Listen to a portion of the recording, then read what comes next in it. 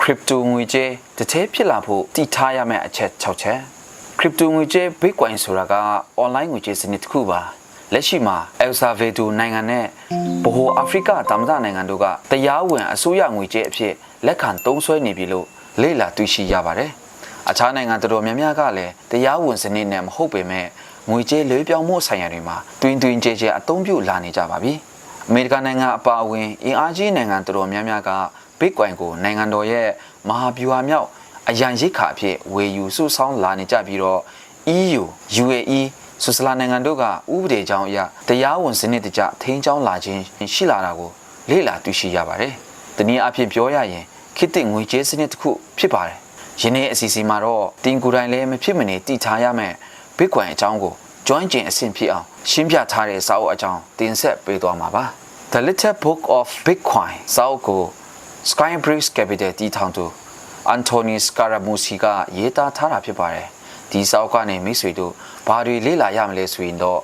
crypto လောကမှာအဓိကတွေးကြောကြီးဖြစ်တဲ့ hashes blockchain နဲ့ mining တွင်းတူးခြင်းအကြောင်း digital gold လို့တည်စားကြတဲ့ bitcoin ငွေကြေးဟာအခြားသော ethereum လိုမျိုး crypto ငွေကြေးတွေနဲ့ဘယ်လိုကွာခြားတယ်လဲဆိုတဲ့အကြောင်းရဲ့အောင်မြင်တဲ့ crypto ငွေကြေးအယောင်းအဝယ်ပြုလုပ်နည်းနောက်ဆုံး crypto ငွေကြေးစနစ်နဲ့ဘယ်လိုချမ်းသာအောင်လုပ်ရမလဲဆိုတဲ့အချက်တွေကိုရေးသားဖော်ပြထားတာဖြစ်ပါတယ်။ယနေ့ခေတ်ငွေကြေးချမ်းသာရေးလမ်းကြောင်းတစ်ခုလည်းဖြစ်ပါတယ်။ဒီစာအုပ်ဟာငွေကြေးမာနေဂျာတွေကစလို့ရင်းနှီးမြှုပ်နှံမှုလောကထဲခုံချမဲ့အသစ်ဆက်ရင်းနှီးမြှုပ်နှံသူလူငယ်တွေအတွက်အထူးကောင်းမွန်တဲ့စာအုပ်ကောင်းလည်းဖြစ်ပါတယ်။ခေတ်သစ်ဘာသာရေးကဘာကြီးကိုနားလေသဘောပေါက်ပြီးကျူတင်ပြင်ဆင်လူသူတိုင်းအတွက်မရှိမဖြစ်ဖတ်ရှုရမယ်နောက်ဆုံးပေါ် digital ဘိုင်းဆိုင်ရာလမ်းညွှန်စာအုပ်ကောင်းတစ်ခုဖြစ်ပါတယ်။ Anthony Scaramucci ရေးသားထားတဲ့ The Little Book of Bitcoin စာအုပ်ထဲက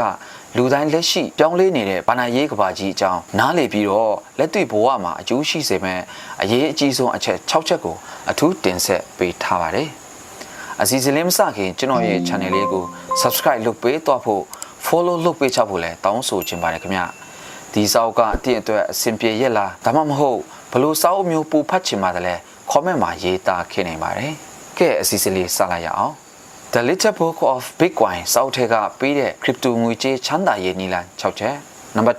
1အသစ်ဆက် crypto online ရင်းနှီးမြှုပ်နှံသူအားလုံးကြိုတင်ပြင်ဆင်ထားကြပါဆိုတဲ့အချက်ကမ္ဘာဘာသာရေးလောကကြီးဟာ digital ပိုင်ဆိုင်မှု digital access နည်းပညာတွေကြောင့်တခါမှမကြုံဖူးတဲ့အလေးအပြောင်းတော်လာမှုကြီးနဲ့ရင်ဆိုင်လာနေရပါပြီဒီအပြောင်းအလဲဟာတန်းကြွယ်တထေးကြီးတွေ hash fund manager ကြီးတွေနဲ့ပဲဆိုင်တာမဟုတ်ပါ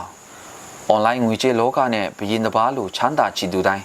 အခုမှအခြေချမဲ့အတိဆက်လက်လီရင်းနှီးမြှုပ်နှံမဲ့သူတွေမိမိရဲ့ငွေကြေးစုဆောင်းမှုအနာဂတ်စီးပွားရေးအစီအစဉ်တွေအတွက်ဒီနည်းပညာငွေကြေးအပြောင်းအလဲကိုမဖြစ်မနေနားလေထားရတော့မှာဖြစ်ပါတယ်ကြိုတင်ပြင်ဆင်ထားရမှာဖြစ်ပါတယ်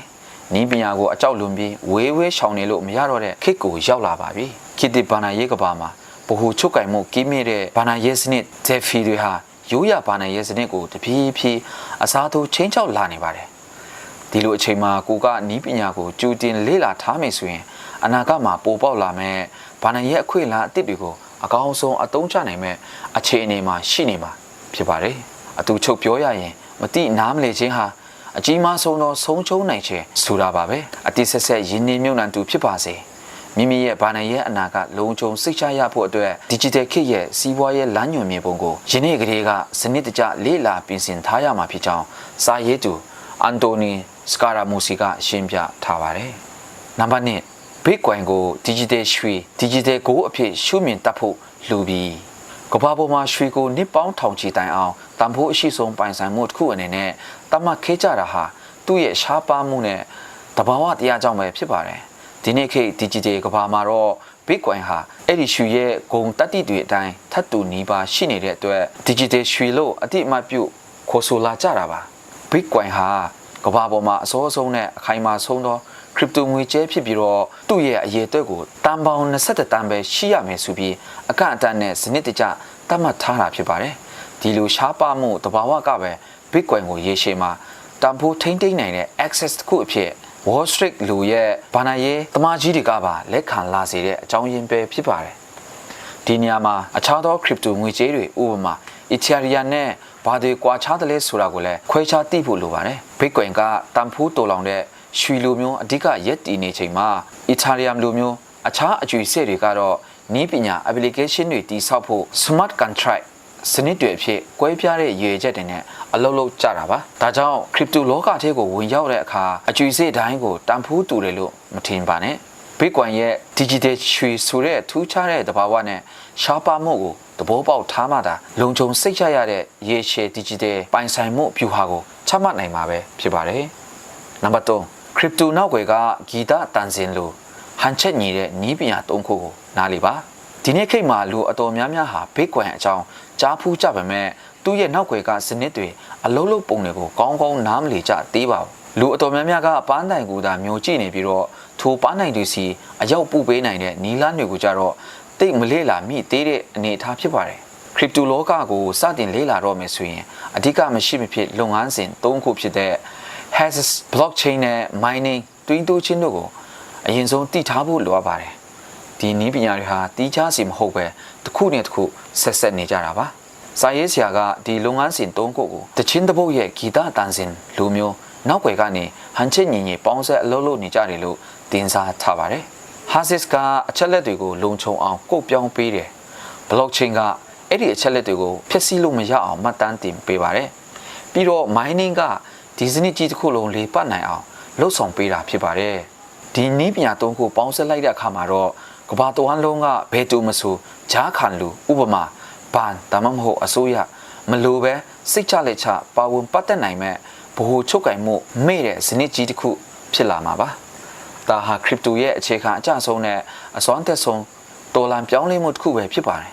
ဒါကြောင့်ခရစ်ပတိုမှာယင်းနှမြုံနှံကတသေးဖြစ်ကျင်သူတွေပဲဖြစ်ဖြစ်နီးပညာကိုလေ့လာဖို့ပဲဖြစ်ဖြစ်အခြေခံစနစ်တွေဘလို့ဟန်ချက်ညီညီအလုံးလုံးနေတယ်လေဆိုတာကိုအရင်ဆုံးနားလေသဘောပေါက်ထားခြင်းကတင့်ကိုအနာဂတ်ဘာသာရေးလောကမှာအကြီးအကျယ်အောင်မြင်သူတို့ဖြစ်စေမယ်လို့စာရေးသူကလမ်းညွှန်ထားပါတယ်နံပါတ်၄ Zero Knowledge Proof ဆိုတဲ့အနာဂတ်လုံခြုံရေးနည်းပညာကိုတတိပြုပါDigital လောကမှာအကြီးမားဆုံးစိန်ခေါ်မှုကတော့လုံခြုံရေးနဲ့ပုဂ္ဂိုလ်ရေးဆိုင်ရာအချက်လက်ထိန်းသိမ်းမှု privacy ပဲဖြစ်ပါတယ်ကိုယ့်ရဲ့ကိုယ်တာတည်အချက်လက်တွေကိုပြင်ပတော့မပေါက်ကြားစေပဲကိုယ့်ရဲ့တရားဝင်မှုကိုဘလို့တက်တက်ပြမလဲဆိုတာဟာနီးပညာလောကရဲ့နှစ်ပေါင်းများစွာရှားပွေခဲ့ရတဲ့ပုံစံတစ်ပုဒ်ပဲဖြစ်ပါတယ်ဒီစာအုပ်မှာစာရေးသူက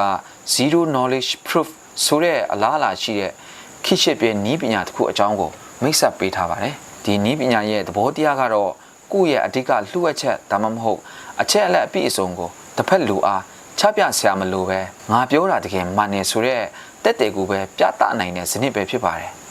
ဥပမာအားဖြင့်ကိုယ့်ရဲ့အသက်ဒါမှမဟုတ်ဘန်ထဲကငွေပမာဏအတိအကျကိုမပြဘဲနဲ့ကိုဟာဒီဝန်ဆောင်မှုကိုရယူဖို့အရေးချင်းပြည့်မီအကြောင်းကိုပဲ AI နဲ့ crypto နည်းပညာသုံးပြီးတက်တယ်ပြလိုက်တဲ့ပုံစံမျိုးပါဒါဟာပုဂ္ဂိုလ်ရဲ့လုံခြုံမှုကိုအမြင့်ဆုံးအဆင့်အထိကာကွယ်ပေးနိုင်မဲ့စနစ်တစ်ခုဖြစ်ပါတယ်ဒီလိုမျိုးနည်းပညာတွေကအနာဂတ်ဘာသာရေးနဲ့လူအဖွဲ့အစည်းရဲ့လုံခြုံရေးစနစ်တွေကိုတော်လန်ပြောင်းလဲပြစ်တော့မှာဖြစ်လို့ယင်းနှမြုံနှံသူတိုင်းကြိုတင်မျက်စိဖွင့်နားစွင့်ထားတဲ့ကဏ္ဍတစ်ခုပဲဖြစ်ပါတယ်နံပါတ်5ဘ ਹੁ ချုပ်ကင်မှုရှိတဲ့စနစ် CEX နဲ့ဘ ਹੁ ချုပ်ကင်မှုမဲ့စနစ် DeFi ရဲ့ကွဲပြားမှုကိုတည်ထားရပါမယ်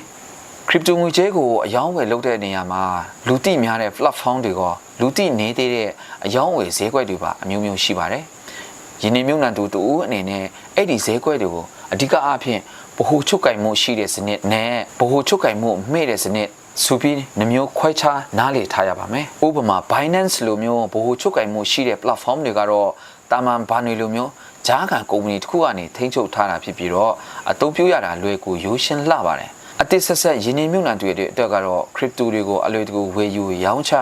လေးလေဖို့အကောင်းဆုံးစတင်ရနေရာတစ်ခုဖြစ်ပါတယ်။အခြားတစ်ဖက်မှာတော့ Uniswap လိုမျိုးဗဟိုချုပ်ကင်မှုမဲ့တဲ့စနစ် DeFi Decentralized Finance Platform တွေရှိပါတယ်။ဒါကတော့ကုမ္ပဏီတစ်ခုကထိန်းချုပ်ထားတာမျိုးမဟုတ်ပဲနည်းပညာကုတ်တွေပေါ်မှာပဲတိုက်ရိုက်လေပတ်နေတာဖြစ်လို့ဂျားခံလို့လုံးဝမလိုပဲအချင်းချင်းတိုက်ရိုက်အယောင်းအဝယ် peer to peer လုပ်နိုင်တဲ့စနစ်ဖြစ်ပါတယ်။ဒီစနစ်တစ်ခုလုံးမှာကိုစီအားတာချက်အားနည်းချက်တွေရှိကြတဲ့အတွက်မိမိရဲ့ရည်ရွယ်ချက်အပေါ်မူတည်ပြီးတော့ဘေး platform ကိုသုံးရမလဲဆိုတာကောင်းကောင်းတည်ထားရပါမယ်။ဤပညာရဲ့လေပတ်ပုံစနစ်တွေကိုတေချာနားလည်ခြင်းကငွေကြေးအယောင်းဝယ်လုပ်တဲ့အခါမှာ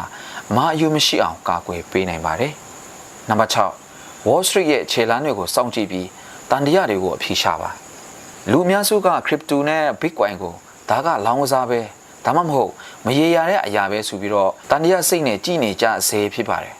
ဒါပေမဲ့တကယ်လက်တွေ့ကဘာမှာတော့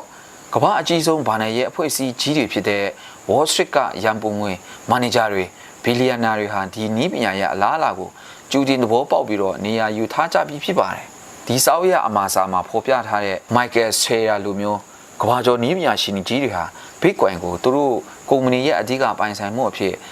ရာစုနှစ်ချီမြုံမှန်းပြီးတော့ပုံအိုးဝေထားကြတာဖြစ်ပါတယ်ဆိုလိုတာကဒါဟာတာမန်လူတွေထင်တယ်လို့ရေပန်းစားယုံတက်တဲ့ခေတ်ရည်စီကြောင်းတစ်ခုမဟုတ်တော့ပါဘူးစမတ်ကြတဲ့ယင်းနှမြုံနှံသူတူဖြစ်ကျင်နေဆိုရင်လူဘိန်းတွေရဲ့ကောလာဟာလဆူညံတန်တွေနောက်ကိုမလိုက်ပဲစမအကြဆုံးဘာနဲ့ရဲ့အုံနောက်ကြီးတွေဘာတွေလုံနေတယ်လဲဆိုတော့လက်တွေ့အရှိတရားကိုစောင့်ကြည့်ရပါမယ်သူတို့ဘာကြောင့်ဒီနည်းပညာထဲငွေတွေအမြောက်အများမြုံနှံနေကြတာလဲဆိုတာကိုလေးလာစမ်းစစ်ဖို့လည်းလိုပါတယ်ဒါကြောင့်တန်တရားတွေရှိနေရင်တားမြစ်ပေချလိုက်ဖို့မဟုတ်ပဲနည်းပညာရဲ့အနှစ်သာရကိုတည်တည်ချာချာအပြေရှားကြည့်ပါ Wall Street ကကျူတင်သဘောပေါက်ထားတဲ့အချက်လက်တွေကိုတင်ကိုယ်တိုင်လဲသိရှိနားလေထားမှသာခိနောက်ကြမကြံပေးနဲ့အခွင့်အရေးကိုစုခိုးနိုင်မှာဖြစ်ပါတယ်ဒီအချက်6ချက်ကိုအနည်းချုပ်ရရင် Crypto နဲ့ Bitcoin ဆိုတာရေတူမှာချက်ချင်းချမ်းသာအောင်လုပ်ပေးမဲ့ဖြစ်လာနေတခုမဟုတ်ပါဘူးဒါဟာကမ္ဘာဘာနာရေးတမိုင်းကြောင်းကိုတစ်စစ်ချိုးပြောင်းလဲပစ်နေတဲ့အင်မတန်အစွမ်းထက်တဲ့ Digital နည်းပညာတော်လာရေးကြီးတစ်ခုဖြစ်နေပါတယ် Wall Street ကပညာရှင်ကြီးတွေကျူတင်တွက်ဆနေရယူထားတယ်လို့မျိုးတင်ကိုယ်တိုင်လဲတန်တရားတွေကောလာဟာလတွေနောက်ကိုစိတ်ခံစားချက်အတိုင်းမလိုက်ပဲနဲ့နီးပညာရဲ့အနှစ်သာရကိုတေးသေးချာချာ dive deep လုပ်ပြီးလေးလာစမ်းစစ်ဖို့လိုပါတယ်။စနစ်ကျတဲ့အသိပညာခိုင်မာတဲ့ဖူးတတတွေနဲ့ကျူတင်ပြင်ဆင်ထားမယ်ဆိုရင်တော့ပြောင်းလဲလာမယ်ခိတစ်ဘာနာရဲ့ကဘာကြီးမှာရှင်းလင်းပြသတဲ့ယုံကြည်မှုအပြည့်နဲ့ online ငွေကြေးချမ်းသာအောင်မြင်သူအဖြစ်ရှောက်လန်းသွားနိုင်မှာဖြစ်ကြောင်းမျှဝေပေးလိုက်ရပါတယ်ခင်ဗျာ။ဒီအစီအစဉ်ကတော့ဒီလောက်ပါပဲ။အစီအစဉ်လေးကတင့်ကိုဘလို့ခန်းစားစေပါတယ်လဲ။ဒါမှမဟုတ်ဘလို့အသိပညာရရှိစေခဲ့ပါတယ်လဲရေးသားခဲ့လို့ရပါတယ်မိတ်ဆွေတို့ရဲ့အားပေးစကားလဲကြားကျင်ပါတယ်ခင်ဗျကျေးဇူးတင်ပါတယ်အားလုံးအဆင်ပြေကြပါစေခင်ဗျာ